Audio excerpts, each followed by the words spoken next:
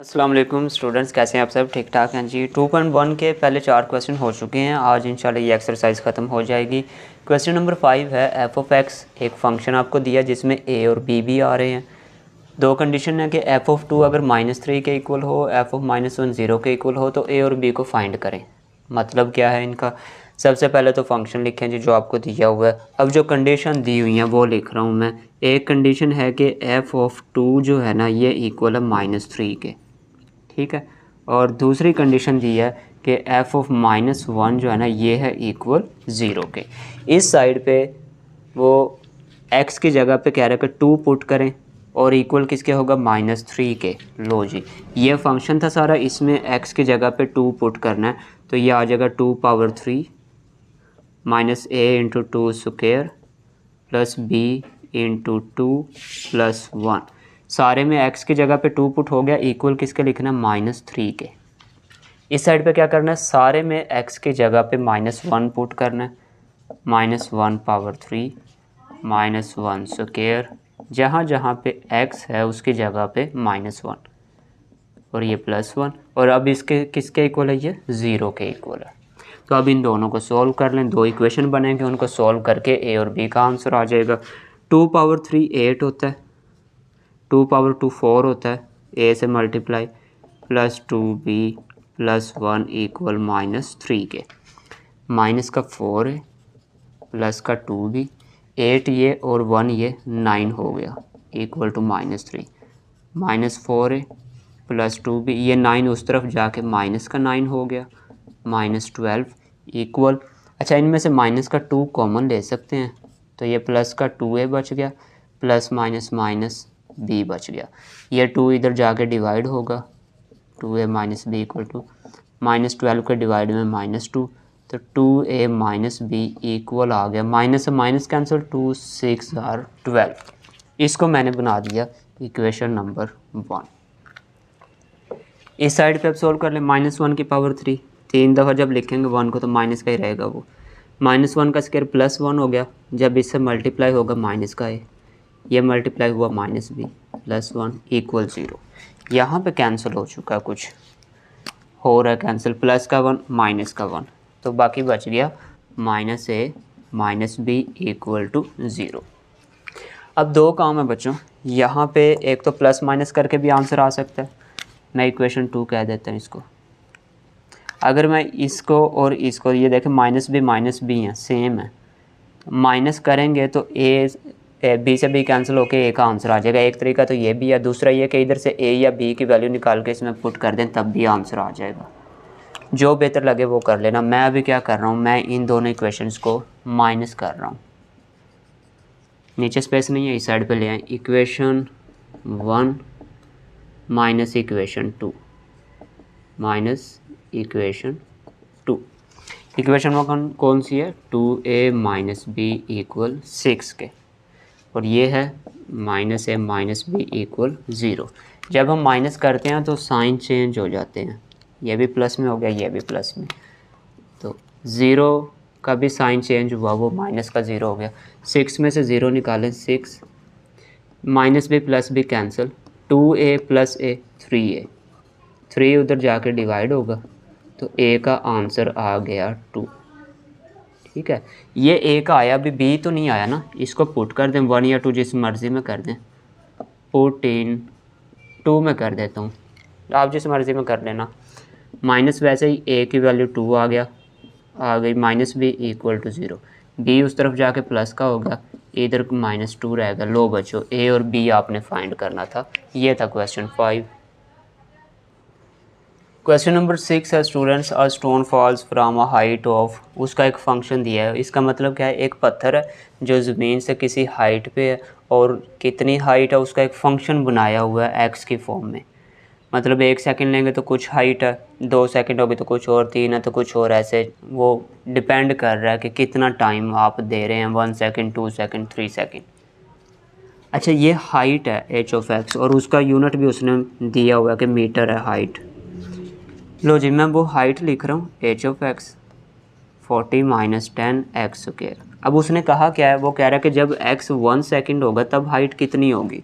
इसका मतलब ये है, हमने जब x इक्वल टू 1 लेना है तो ये फंक्शन कुछ इस तरह का बन जाएगा, h ऑफ इधर x की जगह पे आ जाएगा 1, x की जगह पे, इधर भी फिर x की जगह पे 1 आ जाएगा। मतलब सिंपल जहाँ पे x है उसकी जगह पे 1 पुट कर दें। 1 का स्क्वायर 1 हो गया, 40 में से 10 गए तो ये आ गया 30। और h आपको बताया हाइट है और इसका यूनिट क्या होता है, मीटर, वैसे भी क्वेश्चन में दिया हुआ है। लो जी, पहला पार्ट सिंपल इतना सा था। दूसरा पार्ट अगर देखें ना बी, वो कहता है अगर आप x लेते हैं 1.5 सेकंड तब बताएं हाइट कितनी होगी। तो 1.5 लेनी है। लो जी, वही करेंगे हम काम सोल्यूशन में। h ऑफ x लिख लें, वो क्या है 40 माइनस 10 एक्स स्क्वायर।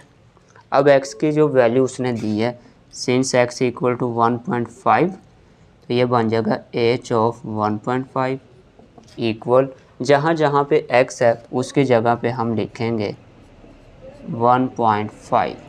ये x का स्क्वायर है तो इसका स्क्वायर आ गया, 40 वैसे ही 10 वैसे ही x की वैल्यू आ गई। इसको सिंप्लीफाई कर लें तो ये इक्वल आ जाएगा 40 माइनस 10। 1.5 का जब आप स्क्वायर लेंगे ना कैलकुलेटर से इसे चेक करें तो ये आएगा 2.25।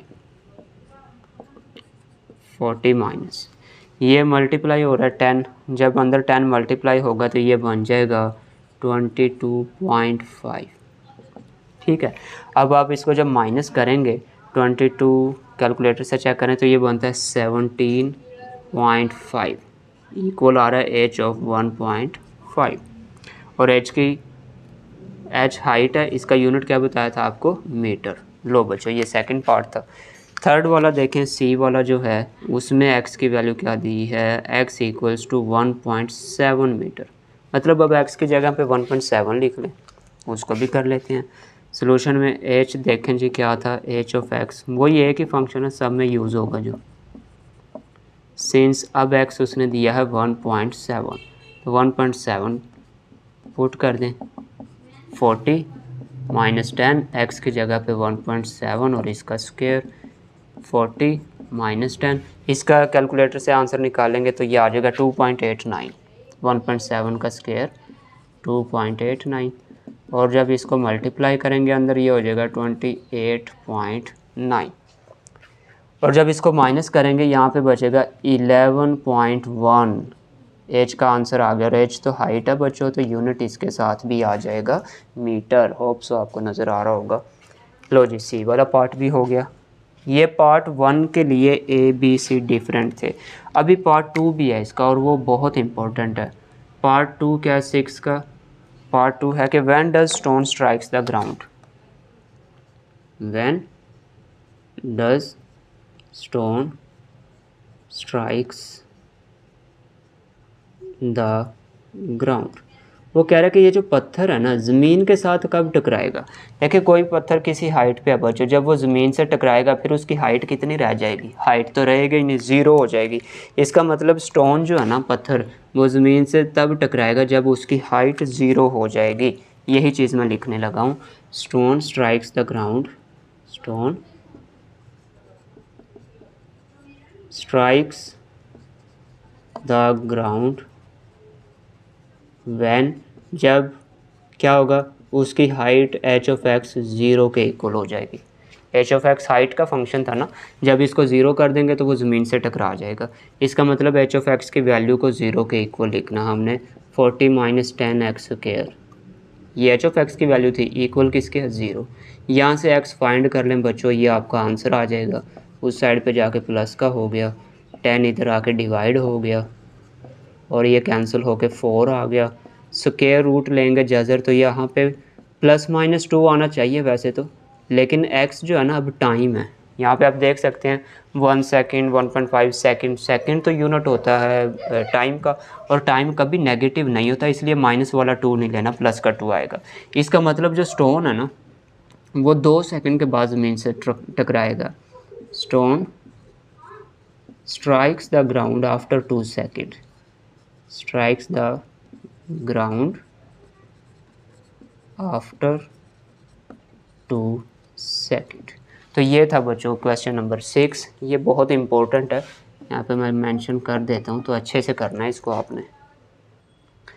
क्वेश्चन नंबर 7 स्टूडेंट्स, इसके 3 पार्ट हैं और आगे वाले सारे एक जैसे से हैं। अभी ये सब में एक जैसा सही काम करना है। एफ ऑफ एक्स एक फंक्शन दिया हुआ है, वो कहता है कि सबसे पहला पार्ट है कि डोमेन और रेंज निकालें।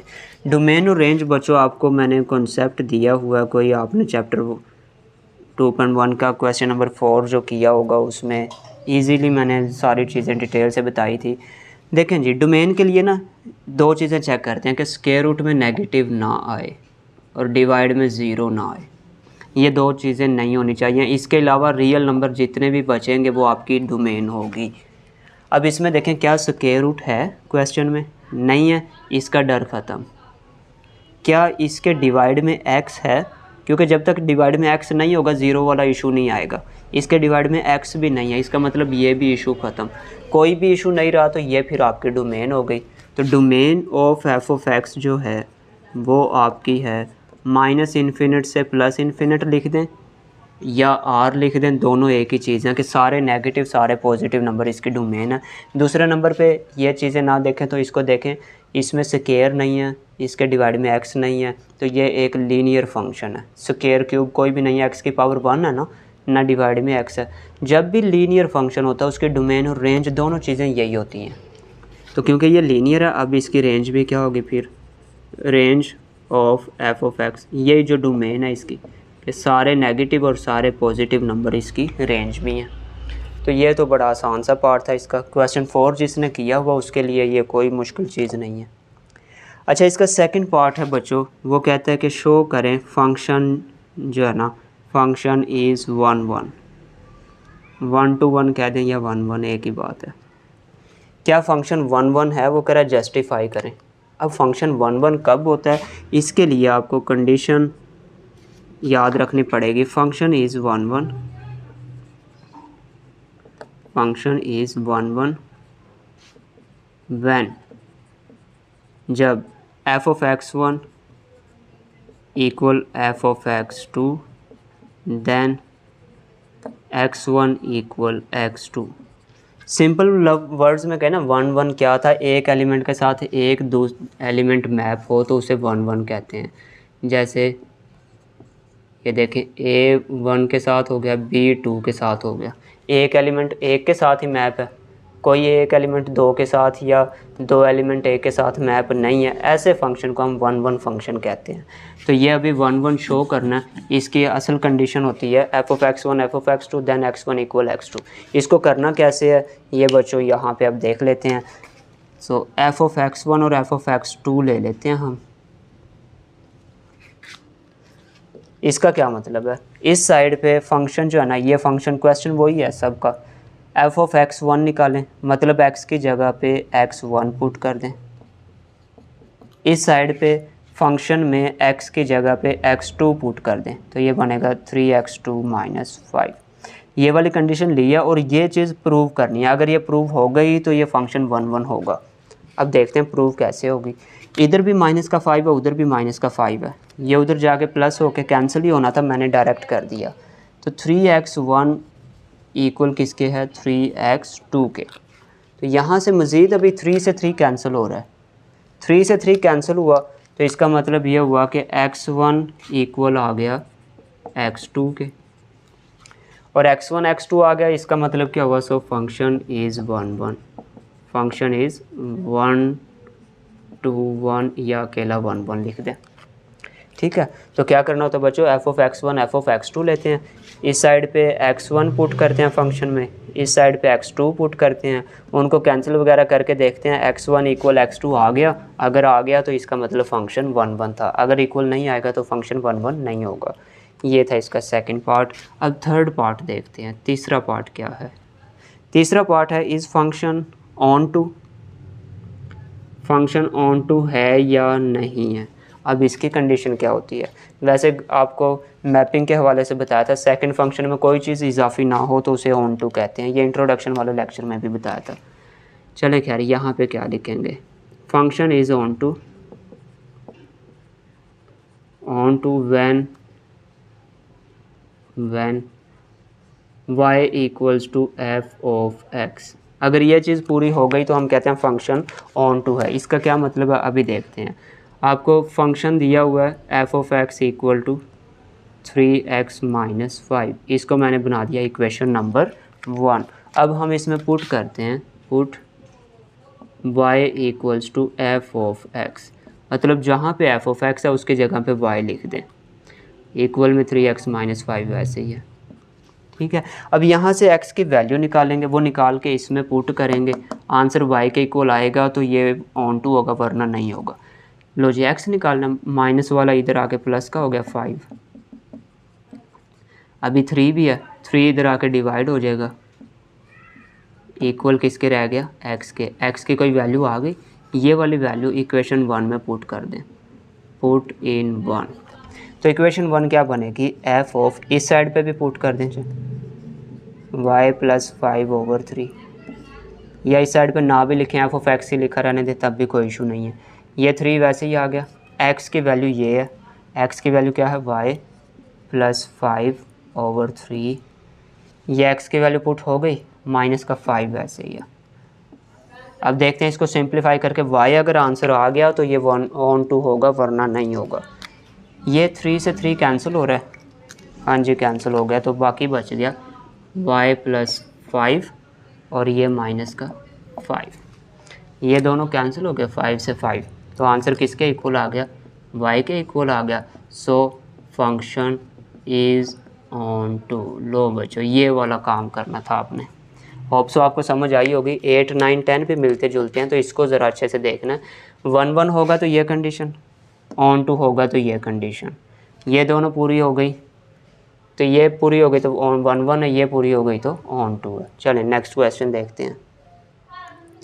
क्वेश्चन नंबर 8 का पहला पार्ट बच्चों, F such that R approaches to R, इसका मतलब रियल नंबर से मैपिंग रियल की तरफ कर रहे हैं, डोमेन भी रियल है, रेंज भी रियल है, ये है इसका मतलब। जर्नल फॉर्म फंक्शन की ऐसे लिखते हैं हम लोग। अच्छा एफ ऑफ एक्स आपको दिया हुआ 2x माइनस 3x प्लस 1, वो कहता है डोमेन और रेंज बताएं। एफ ऑफ एक्स लिखा पहले, डोमेन क्या होगी बच्चों, जब भी फ्रैक्शन वाला फंक्शन आ जाए तो हमें ज़ीरो वाला इशू आता है। फिर अब देखिए स्क्वायर रूट तो नहीं है ना इसमें, नेगेटिव का इशू नहीं है, तो ज़ीरो डिवाइड में कब हो सकता है, अगर x की जगह पे -1 लिखें, -1 + 1 डिवाइड में ज़ीरो हो गया, हाँ जी किस वैल्यू पे, जब -1 लिखेंगे। इसका मतलब है डिवाइड में ज़ीरो नहीं आना चाहिए था, तो -1 हम नहीं ले सकते, बाकी सारी वैल्यू ले सकते हैं। एक वैल्यू है जिस पे ज़ीरो आंसर आ रहा है, वो है -1। तो इसकी डोमेन जो है ना वो सारे ही रियल नंबर है, सारे नंबर ही हैं, लेकिन एक नंबर निकाल दें, माइनस कर दें। कौन से वाला निकाल दें, जिस पे ज़ीरो बन रहा है, किस पे बन रहा है, -1 पे। आर रियल नंबर सेट होता है, सेट में से कोई वैल्यू माइनस करेंगे तो सेट के फॉर्म में ही ब्रैकेट लगाएंगे आप, करली ब्रैकेट। दोबारा फिर सुन लें, वो नंबर माइनस करते हैं जिसकी वजह से डिवाइड में ज़ीरो बने। अभी अगर -1 लिखूंगा तो -1 + 1 ज़ीरो बन जाएगा, इसलिए मैंने -1 निकाल दिया। किस में से निकालते हैं, टोटल डोमेन की वैल्यू कितनी है आपकी, वो आर होती है, आर में से निकालते हैं। ये डबल लाइन वैसे लगाई है, रियल नंबर को ऐसे ही असल में शो करते हैं, तो कन्फ्यूज़ नहीं होना। अच्छा जब डिवाइड वाली फॉर्म में आ जाए फंक्शन, तो आपको रेंज का भी क्वेश्चन 4 में बताया हुआ है कैसे निकालते हैं फॉर रेंज। उसके लिए हम इसको थोड़ा सिंप्लीफाई करते हैं। क्या करते हैं, इस फंक्शन सारे को y के इक्वल लिखते हैं, y के इक्वल लिख दिया। फिर क्या करते हैं, x को एक साइड पे करना होता है, ये इधर आके मल्टीप्लाई होगा, x + 1 × y equal to x - 3। Multiply करेंगे तो xy + y 2x - 3। x को एक साइड पे करना है, ये x वाली वैल्यूज़ इधर ले आएँ, xy - 2x -3, y इधर जाके माइनस का हो गया y। इन दोनों में x कॉमन लेंगे, हम कॉमन लेके सेपरेट कर सकते हैं ना, इसलिए ऐसा कर रहे हैं। अब x इस साइड पे रहेगा, x इक्वल ये वैल्यू -3 - y, डिवाइड में ये आ जाएगा y - 2। जब x एक साइड पे हो जाए तब हमें रेंज का पता चल जाता है कि रेंज क्या हो गया। मैं यहाँ पे लिखने लगा हूँ range of f of x, वो अभी बताता हूँ क्या होगी। Range of f of x equals to, अब देखें डिवाइड में कौन सा नंबर पुट करने से आंसर ज़ीरो आ रहा है, ये -2 है, अगर +2 होगा तो आंसर ज़ीरो आएगा। इसका मतलब +2 हमारी रेंज नहीं हो सकती। तो टोटल तो रियल नंबर होती है, उसमें से कौन सा नंबर निकलेगा जिसकी वजह से डिवाइड में ज़ीरो बन रहा है। 2 की वजह से ज़ीरो बन रहा है तो 2 माइनस कर दें। इसका मतलब ये था सिंपल वर्डिंग में कि डोमेन हम कभी -1 नहीं पुट कर सकते और कभी भी फिर इस फंक्शन का आंसर -2 नहीं आएगा, कभी भी आंसर 2 नहीं आएगा, इसलिए रेंज में फिर R-2 लिखा। वैसे हमें पता नहीं चलना था 2 या 3 कौन सा नंबर नहीं आ सकता, उसके लिए हम y के इक्वल लिखते हैं, x एक साइड पे करते हैं, डिवाइड में देखें 0 किसकी वजह से बनता है उसको r में से माइनस करते हैं, तो ये आपकी रेंज हो जाती है। पहला पार्ट यहाँ पे कंप्लीट हुआ। दूसरा पार्ट है फंक्शन ऑन टू है या नहीं, ऑन टू है या नहीं ये चेक करना है। ये तो आप अभी क्वेश्चन 7 में भी करके आए थे। फंक्शन ऑन टू कब होता है, देखिए function is onto when function is onto when, जब क्या करते हैं हम y equal to F of x. तो एफ ऑफ एक्स कौन सा है उसको ले लेते हैं। एफ ऑफ एक्स हमें दिया हुआ है 2x - 3 ओवर x + 1, इसको इक्वेशन 1 बनाते हैं। अब इसमें हम पुट करते हैं y equal to F of x, same वही प्रोसीजर जो पिछले पार्ट में अभी किया था आपने। y के इक्वल लिखेंगे इसको, y इक्वल टू ये वैल्यू जो भी थी। अब इसमें से x को सेपरेट करना हमने जैसे प्रीवियस पार्ट में किया, x + 1 into y equal to 2x - 3। खैर इसमें भी अभी तो यही काम हुआ, तो मल्टीप्लाई करेंगे xy + y equal to 2x - 3। x वाले एक साइड पे करेंगे, xy माइनस का 2x, y इधर जाके माइनस का हो गया, तो x कॉमन आएगा, y - 2 बचा, इक्वल किसके है -3 - y, x इधर ही रह गया, -3 - y के डिवाइड में आ गया ये y - 2। बच्चों यहाँ पे एक इशू आ गया। वो इशू क्या है? वो इशू ये है कि उसने कहा था डोमेन R से R है, कि रियल नंबर आपके होंगे और रियल के आंसर भी कुछ रियल ही आएंगे। अब ऑन टू फंक्शन वो होता है जिसमें कोई वैल्यू इजाफी नहीं होती, कोई वैल्यू इजाफी नहीं होती, हर वैल्यू मैपिंग में आ रही होती है। ये मैंने मैपिंग में ऐसे आपको इंट्रोडक्शन में बताया था, जैसे a और b 1 2 3 रहने दें, 2 वैल्यूज ले लेते हैं 1 और 2, a इसके साथ b इसके साथ। अब देखें इस साइड पे कोई वैल्यू इजाफी नहीं है, इसे हम कहते हैं ऑन टू। यहाँ पे अगर एक और वैल्यू c भी होती और वो भी 2 को मैप कर रही है तब भी कोई इशू नहीं था, कोई वैल्यू इजाफी तो नहीं है ना इधर, इसको ऑन टू कहते हैं। लेकिन इस केस में क्या हो रहा है, इस केस में डिवाइड में अगर 2 पुट करते हैं तो आंसर 0 बन रहा है अनडिफाइंड। इसका मतलब 2 तो ले नहीं सकते, इसका मतलब ये हुआ y इक्वल टू 2, ये किसी की भी इमेज नहीं है, 2 आंसर नहीं आएगा क्योंकि अनडिफाइंड हो रहा है ना। इसका मतलब यहाँ पे ना 2 वैल्यू कहीं पे इजाफी पड़ी हुई है, फॉर एग्ज़ाम्पल ये 2 इजाफी पड़ा है, और जब इजाफी पड़ा है इसका मतलब ये ऑन टू तो नहीं हुआ क्योंकि इजाफी है, इसलिए यहाँ पे रीज़न लिखेंगे क्योंकि 2 पे अनडिफाइंड हो रहा है। y equal to 2 is not image of any real number, not image of any real number. ये रियल क्यों लिखा ये देखें, क्वेश्चन में ही आ रहा था रियल था। So function is not onto, तो ये ऑन टू फंक्शन नहीं है। क्यों नहीं है बच्चों, दोबारा सुन लें, डिवाइड में 2 पुट नहीं किया जा सकता, इसका मतलब है y की वैल्यू 2 हम नहीं ले सकते। अगर नहीं ले सकते तो इसका मतलब 2 इजाफी पड़ा हुआ है, ये रफ वर्क था। अगर 2 इजाफी है तो ये किसी की इमेज नहीं है, किसी की इमेज नहीं है तो ये तो इजाफी है, तो इजाफी होगा तो फंक्शन ऑन टू नहीं होता। ये सेकंड पार्ट था। अब थर्ड पार्ट देखते हैं इसका। थर्ड पार्ट था इसमें प्रूव करना है कि 1 1 है या नहीं, तीसरा पार्ट। तो 1 1 का आपको बताया था, function is 1 1, function is 1 1 when क्या होगा, जब f of x1 equal f of x2 then x1 equal x2, ये वाली चीज़ अब प्रूव करनी है। लो जी, f of x1 f of x2 लेते हैं, f of x1 equal f of x2, x1 इस साइड पे पुट होना है क्वेश्चन के अंदर, जहाँ पे x है उसकी जगह पे x1, जहाँ जहाँ पे भी x है उसकी जगह पे x1, और इधर अब x2 पुट होना है, जहाँ पे भी x है उसकी जगह पे x2। अब क्या करना, सिंप्लीफाई करना और ये लेके आना है x1 equal x2, cross multiply कर देते हैं, 2x1 - 3 इंटू x2 + 1 इक्वल ये वाली वैल्यू और ये x1 + 1 इधर जाके मल्टीप्लाई हुआ 2x2 - 3 मल्टीप्लाई किया 2x1 x2 + 2x1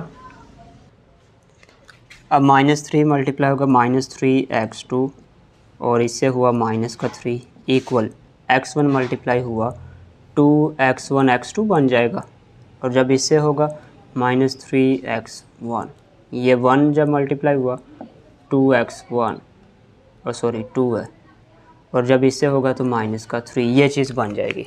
अब जो सेम वैल्यूज़ है ना दोनों तरफ उनको कैंसिल कर सकते हैं, जैसे -3 2x1 x2 2x1 x2 बाकी नहीं है।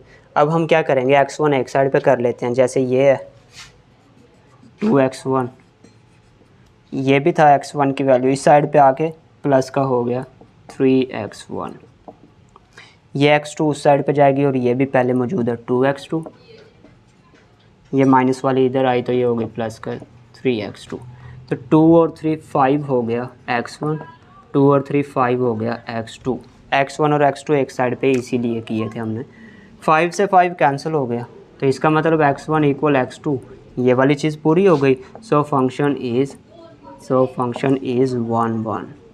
लो बच्चों 8 वाला ख़त्म हुआ 9 भी मिलता जुलता है इससे। 9 वाला बच्चों देखें वो कहता है कि पॉजिटिव रियल नंबर्स डोमेन है और पॉजिटिव रियल ही आपकी रेंज आएगी। लें जी f(x) आपको दिया हुआ सोल्यूशन f(x) दिया हुआ वो कहता है कि शो करें ये 1 1 है। फंक्शन इज़ 1 1 व्हेन क्या कंडीशन है एक ही तो कंडीशन है बच्चों 1 1 कब होता है जब f(x1) = f(x2) के हो देन x1 = x2 के। तो ये चीज़ प्रूव करनी है तो f(x1) और x2 लेते हैं x2 इस साइड पे x1 पुट होना है फंक्शन में ये तो एक ही वैल्यू है e जिसकी पावर में x है वो 1 हो गया इस साइड पे 2 है e माइनस वैसे ही और x की जगह पे x2। अच्छा e जो है ना ये रेसिप्रोकल होता है नेचुरल लॉग का मतलब ये जैसे 2 का रेसिप्रोकल 1/2 होता है ना कैंसिल होकर आंसर 1 आ जाता है ऐसे ही e का रेसिप्रोकल होता है नेचुरल लॉग e ये दोनों कट होकर आंसर 1 आ जाते हैं।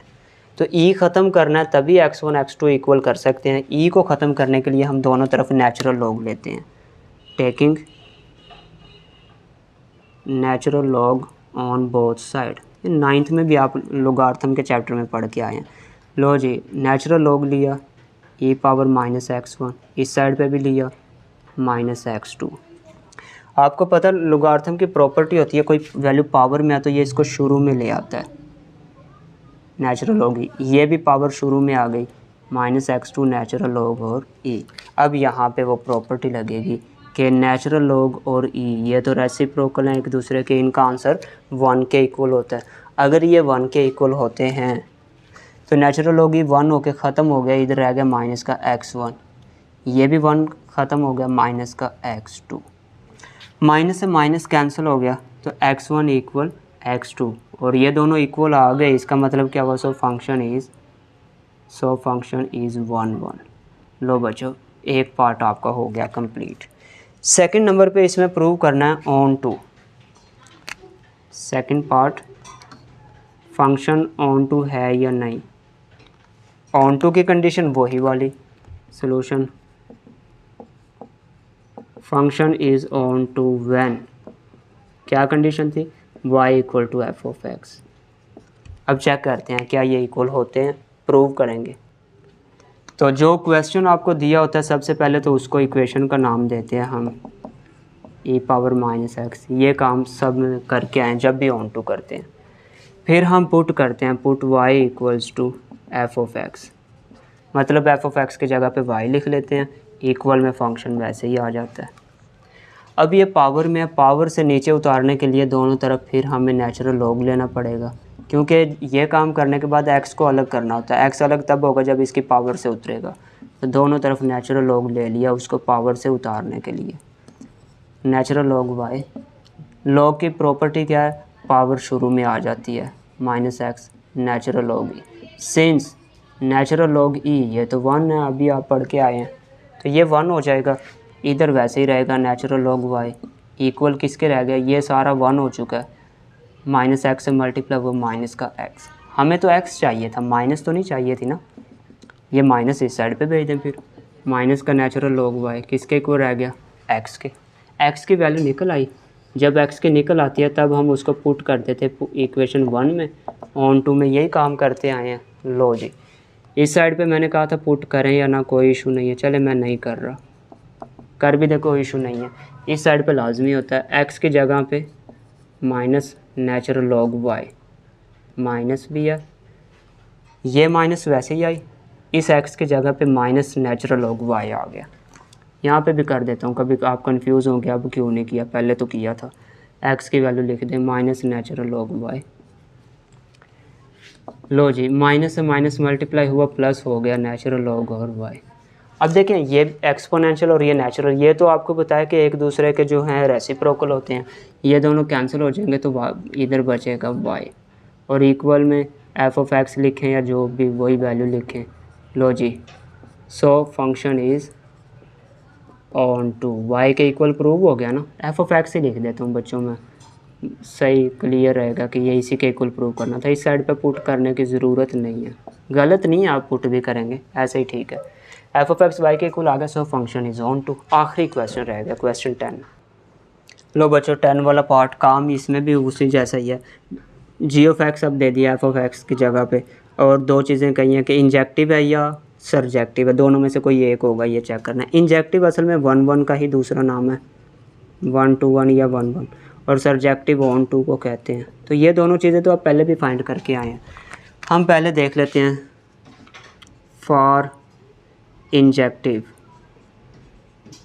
इंजेक्टिव ब्रैकेट में मैं इसका असल नाम दूसरा भी लिख लेता हूँ जिसको आप 1 1 कहते हैं। तो फंक्शन इज़ इंजेक्टिव, इंजेक्टिव या 1 1 व्हेन, क्या कंडीशन थी, F of x 1 equal F of x 2, then x 1 equal x 2, ये वाली चीज़ थी। लो जी, एफ ऑफ एक्स 1 और एक्स 2 लेते हैं, देखते हैं क्या एक्स 1 और 2 इक्वल आएंगे। इस साइड पे एक्स 1 पुट होना है, एक्स 1 पुट करेंगे तो ये कुछ इस तरह का बनेगा, x1 क्यूब माइनस 3x1। इस साइड पे x2 पुट होना है, x की जगह पे x2 क्यूब 3x2। अब इनको सिंप्लीफाई करने के लिए ना मैं इस साइड पे लेके आ रहा हूँ, क्योंकि अभी ये सिंप्लीफाई ऐसे नहीं होंगे। x1 ये माइनस का हो गया x2 क्यूब, और ये माइनस का 3x1 और ये माइनस का 3x2 इक्वल किसके रह गया, 0 के। पहली वैल्यू ये, दूसरी ये, फिर तीसरी ये लिखी, चौथी ये लिखी है। इन दोनों पे फार्मूला लगेगा a cube minus B cube, मैं यहाँ पे मेंशन कर देता हूँ वो किसके इक्वल होता है। आपने पढ़ा हुआ है a cube minus B cube equal to a minus B A square plus A B plus B square, इसके इक्वल होता है। तो ये फार्मूला जब इन दोनों पे लगेगा तो ये कुछ इस तरह का बन जाएगा, a माइनस बी मतलब x1 माइनस x2, पहले का स्क्वायर x1 का स्क्वायर प्लस ए बी मतलब पहली ज़रब दूसरी x1 इंटू x2, दूसरी का स्क्वायर x2 स्क्वायर। इन दोनों पे फार्मूला लग गया। इन दोनों में से माइनस का 3 कॉमन आ रहा है, वो मैं कॉमन ले लेता हूँ, तो इसके पास x1 बचा, ये माइनस प्लस हो गया, 3 जा चुका है x2 और इक्वल टू 0 वैसे ही आ गया। x1 माइनस x2 क्या किया हमने, ये गलती की है बच्चों, ये माइनस का 3x2 इधर आके प्लस का 3x2 होना था, ठीक है। और जब माइनस का 3 कॉमन लिया है तो ये माइनस और ये प्लस मल्टीप्लाई होके माइनस बनना था, ये छोटी सी मिस्टेक थी। अब देखें ये दोनों वैल्यू सेम है, इसमें से और इसमें से x1 माइनस x2 कॉमन ले लिया, ये कॉमन जा चुका है, ये सारी वैल्यू आएगी x1 square x1 x2 square, ये भी कॉमन जा चुका है इधर, तो इसके पास माइनस का 3 बचा, वो भी बल्कि इधर आना था। अब ब्रैकेट हुई क्लोज इक्वल टू 0, इन दोनों में से ये कॉमन आ गया, ये सारी वैल्यू माइनस का 3 वैसे और इक्वल 0। अब यहाँ पे देखें ये वाला फैक्टर और ये वाला फैक्टर, दो फैक्टर जब मल्टीप्लाई हों तो आंसर ज़ीरो आने के चांस कब हो सकते हैं, ये रफ वर्क बता रहा हूँ। जब दो वैल्यू मल्टीप्लाई हो ना ए बी ज़ीरो, तो टोटल आंसर ज़ीरो कब हो सकता है, या तो इसमें ए ज़ीरो है या इसमें बी ज़ीरो हो सकता है तब टोटल ज़ीरो है, या ए और बी दोनों ही ज़ीरो हो सकते हैं। ये तीन केस बनते हैं कि जब आंसर टोटल ज़ीरो हो रहा होता है। ठीक है, इसका मतलब ये है अभी क्योंकि दो फैक्टर ज़ीरो के इक्वल है, मैं पहले को लिखता हूँ x1 माइनस x2, ये भी इक्वल के ज़ीरो, और दूसरे वाला factor x1 square x1 x2 plus x2 square minus 3, ये भी इक्वल ज़ीरो। अब x1 इक्वल टू x2, एक केस तो ये था कि जब पहली वैल्यू ज़ीरो हो तो ये चीज़ बन जाएगी, जैसे ये a ज़ीरो था। अगर ये ज़ीरो के इक्वल नहीं था तो इसका मतलब इसको मैं ऐसे लिखूँगा, let x1 minus x2 not equal zero. दूसरा केस अगर लेते हैं, अगर b ज़ीरो और a नहीं था तो इसका मतलब x1 minus x2 not equal zero होगा, तो ये उधर जाएगा तो नॉट इक्वल टू x2 होगा। मतलब ये केस भी बन सकता है, ये भी बन सकता है, दोनों याद रखना है, और ये तो वैसे लिख दिया। अब अगर हम ये वाला केस लेते हैं कि x1 और x2 इक्वल नहीं है, और एक केस ये लेते हैं, दोनों के मुताबिक इसके आंसर देखते हैं। पहले रफ वर्क में समझें 1-1 क्या था। 1-1 ये था कि एक वैल्यू का एक ही आंसर आए, इसका एक आंसर और इसका भी एक। अब अगर तो मैं लेता हूँ x1 और x2 दोनों सेम ले लेता हूँ, 1-1 ले लेता हूँ, x1 भी 1 ले लिया, x2 भी 1, इधर 1-1-1 पुट करें, ये 1, ये दोनों मल्टीप्लाई के 1 और ये 1, 3 बनेगा, 3 में से 3 गए, आंसर 0 आएगा। ठीक है, अगर x1 और x2 इक्वल लेते हैं और मैं वो दोनों को 1-1 लेता हूँ तो ये आंसर 0 इक्वल प्रूव हो रहा है, कोई इशू नहीं है, इसके लिए तो प्रूव हो रहा है। इसका मतलब एक एलिमेंट का एक ही आंसर आ रहा है, इसका मतलब ये है। लेकिन अगर डिफरेंट है तो उसका आंसर इक्वल नहीं आना चाहिए, क्योंकि अगर 1-1 है तो वो तो इसके लिए प्रूव कर चुके हैं 1-1, इसके लिए फिर आंसर इक्वल नहीं आना चाहिए। चलें इसके लिए देखते हैं, जब x1 और x2 इक्वल नहीं है, अगर आप x1 की वैल्यू ले लेते हैं 0 और x2 की वैल्यू ले लेते हैं स्क्वायर रूट 3, यहाँ पे पुट करके देखें, इसका आंसर 3 बचेगा, ये -3 है तो तब भी आंसर 0 आ रहा है। इसका मतलब जब x1 और x2 इक्वल नहीं है तब भी उसका तो आंसर सेटिस्फाई कर रहा है, और हमने कहा था कि जस्ट इक्वल के लिए सेटिस्फाई करना चाहिए तभी वो 1-1 होगा। अभी ये वाली वैल्यू सेम वैल्यूज़ के लिए, इसके लिए भी इक्वल आ रहा है, x1 और 2 1-1 ले लें तब भी आंसर सेम 0 के इक्वल है। दोनों इक्वल हैं तो मतलब 0 है, डिफरेंट वैल्यू ली तब भी वो तो सेटिस्फाई कर रहा है। इसका मतलब ये 1-1 नहीं हो सकता, एक वैल्यू का एक ही आंसर नहीं है, इसमें कुछ ऐसा है कि दो वैल्यूज़ का सेम आंसर आ रहा है, वो इनके लिए भी सेम आंसर है और इनके लिए भी सेम आंसर आ रहा है। तो ये ऐसा फंक्शन फिर 1-1 नहीं हो सकता, क्योंकि दो एलिमेंट एक के साथ मैप करने हैं। तो ये वाली चीज़ लिखेंगे कैसे, रीज़न, यहाँ पे रीज़न लिख देता हूँ मैं, ये रफ वर्क है बच्चों नीचे वाला। तो ये वाला केस भी ले सकते हैं, ये भी ले सकते हैं, मैं दोनों ही लिख देता हूँ, आप जो भी कर लें। वैसे इसको ये चाहे ना लिखें आप, मैं यहाँ पे रीज़न में वो चीज़ मेंशन कर दूँगा, since for different values of x1 x2 x1 and x2 function has different images, different values के लिए डिफरेंट नहीं, same images, has same image, मुख्तलिफ वैल्यूज़ के लिए उसका आंसर सेम ही आ रहा है, सेम इज। सो इसका मतलब मुख्तलिफ वैल्यूज़ के लिए सेम आ रहा है, फंक्शन इज़ नॉट 1-1।